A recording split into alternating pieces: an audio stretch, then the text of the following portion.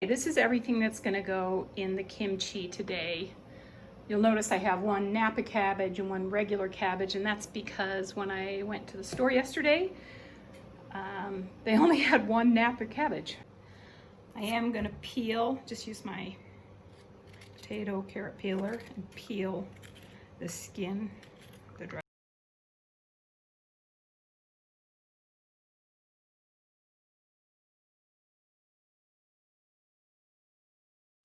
Okay, this is a huge tub that I bought. This batch is going to be big enough to go in there, and then I have to toss it and move it around, and I don't want it to spill out over the edges. So now once again, if we weren't using nasturtiums, you'd be using the big daikon radishes, or you know what, I've just made it buying the little red radishes at the store, and I just get, depending on the size of batch I'm making, I just get 2 or 3 or 4 bags of them. Just whatever radishes you can get. I'm just gonna kind of bundle it up nice and tight there.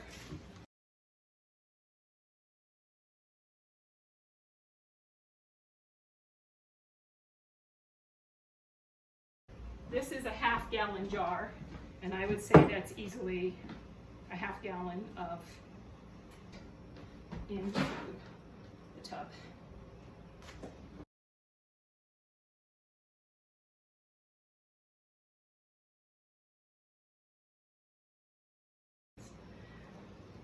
Okay, so now I've got all these garlic.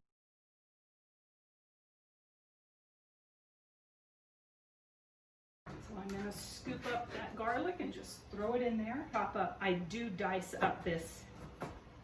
I mean, really mince the ginger.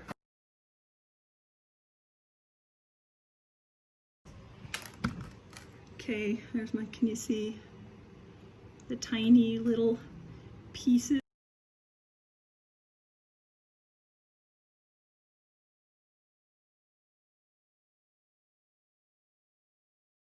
By hand, but you're going to see this cabbage and these carrots I put into my awesome veggie bullet.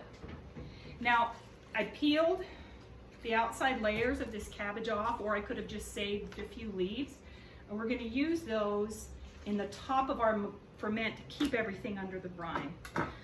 The Napa cabbage, I don't cut it too fine. So there's a pile of leaves, and I'm literally just going to saw that in half and then cut it into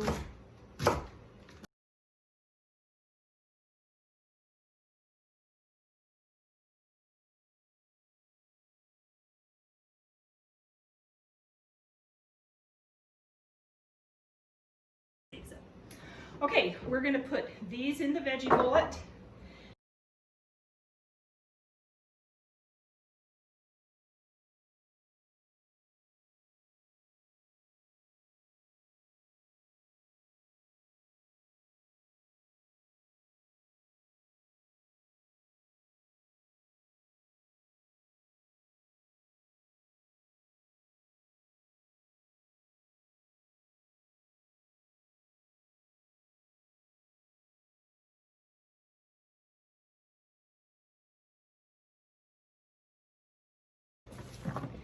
Now I'm going to be adding this hot pepper, and because I'm adding hot pepper, I do not want to stir this with my hands or my hands will burn. So I'm going to put some gloves on. Okay, gloves are on. But first I'm going to use this red pepper powder. Get it at the Asian store. I've never even found it at the grocery store. I'm going to add 1.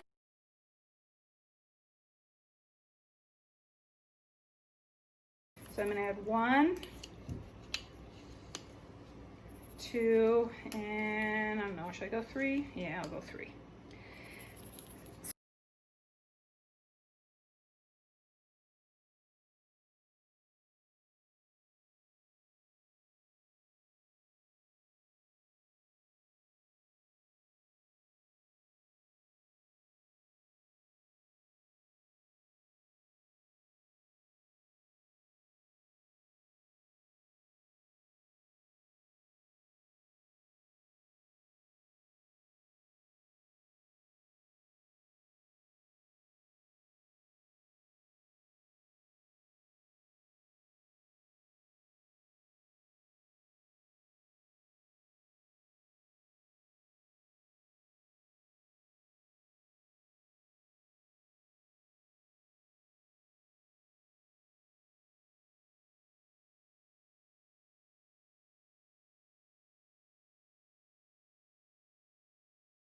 This is a half-gallon canning jar, and I'm going to use that with an airlock.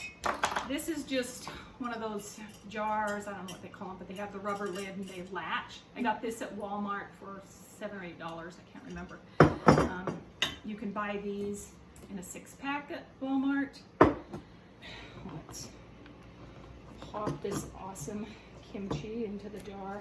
I have a tendency to try to add too much all at once. So kind of have to be patient and slow. Handful at a time, put it in. Now I have if you have a nice wooden packer, that's great. If you don't, and you're like me and you have a Vitamix, you can use your Vitamix stomper to kind of push that stuff down. Like, we're gonna push it down really tight, but I'll do that in a minute. Right now I'm just gonna get a jar about 1/3 of the way full. Then I'm gonna stick my whole fist in there so you can see. Okay, so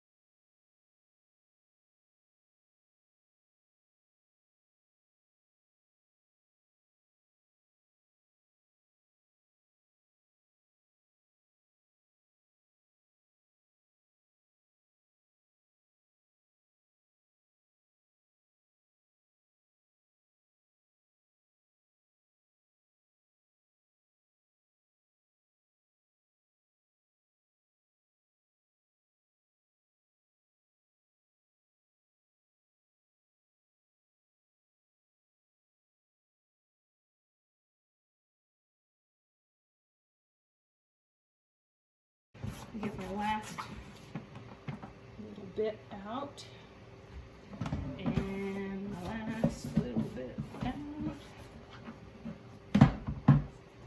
Okay, that is pretty full. Now,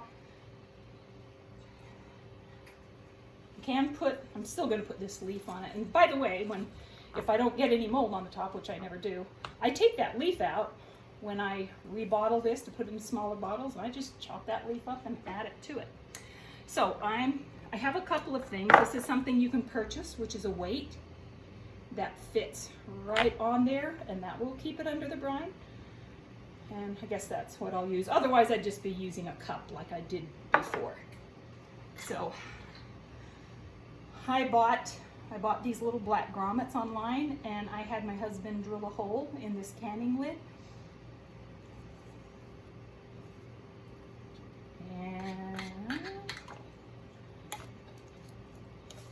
I'm going to put my airlock in there. Now, here's some airlocks I bought online. These were super cheap, maybe $2 each. I'm going to put a tiny bit of water in that. Let me get a little water in this cup.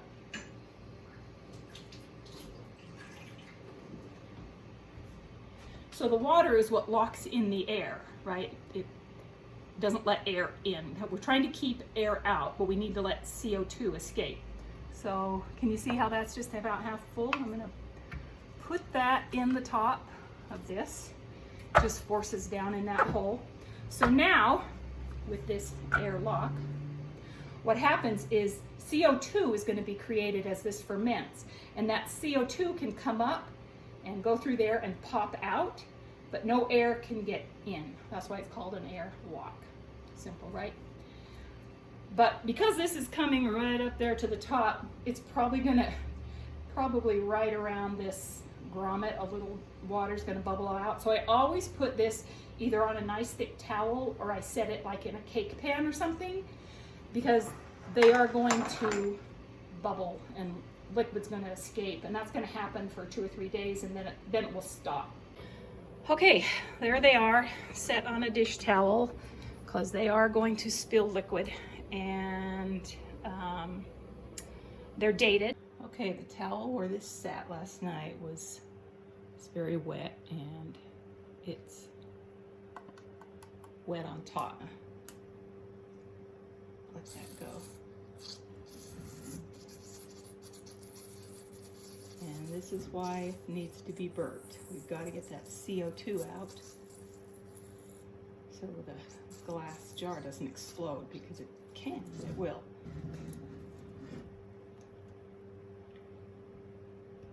Now I've burped that fully, so I'm going to close it again. I'm going to rinse it off. So you may remember this was done on the 15th, and today is the 19th. And it's been really active, and I think when I open it today, it's going to still fuzz up. Oh, it's bubbling, as you can see.